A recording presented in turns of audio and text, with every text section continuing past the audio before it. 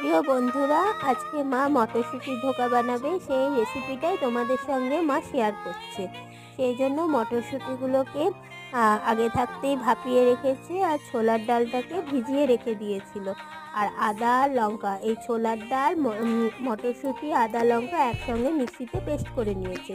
আর gravy করার জন্য tomato আদা লঙ্কা এটাও মিক্সিতে পেস্ট করে দেখো সমস্ত ছোলার ডাল মটরশুঁটি আদা কাঁচা লঙ্কা সব পেস্ট করে নিয়েছি। দেখো এখানে পেস্ট করা হয়ে গেছে। এবারে গ্রেভির জন্য টমেটো আদা কাঁচা লঙ্কা আর অল্প পরিমাণে কাজু বাদামও পেস্ট করে নেওয়া হয়েছে। দেখো পেস্টও হয়ে গেছে। এবার কড়াইতে কালো জিরে ফোড়ন দিয়ে ওই মটরশুঁটি ছোলার ডাল আর আদা লঙ্কা যেটা পেস্ট বানিয়ে রেখেছিল সেটা কড়াইয়ের মধ্যে দিয়ে দিয়েছে। পরিমাণ মতন লবণ হলুদ দিয়ে ওটাকে ভালো করে কষিয়ে নিচ্ছে।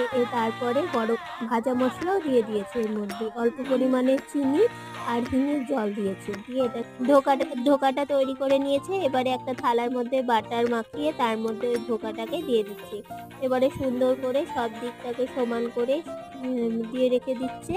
এবারে ঠান্ডা হয়ে গেছে। এবারে এটাকে ছুরির সাহায্যে পিস পিস করে কেটে নিচ্ছে। কাটা হয়ে গেছে। এবারে কড়াইয়ের মধ্যে তেজপাতা জিরে ফোড়ন দিয়ে নিয়েছে। এবারে ওই যে গ্রেভিটা তৈরি করে রেখেছিল সেই গ্রেভিটা দিয়ে দিয়েছে, ভালো করে কষিয়ে নিচ্ছে। এবারে অল্প পরিমাণে হিঙের জল ছিল সেটাও দিয়ে দিয়েছে।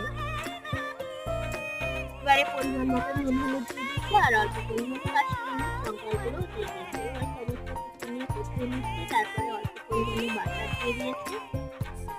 এবার পিস পিস করে রাখা সে ধোকাগুলোকে, ওটা গ্রেভি হয়ে গেছে। এবারে গ্রেভির মধ্যে ওই কাটা ধোকাগুলো দিয়ে দেওয়া হলো। সমস্ত কিছু রান্নাটা হয়ে এসেছে। এবারে গরম মশলা দিয়ে রান্নাটা কমপ্লিট হয়ে গেল। হলো না খুব সুন্দর?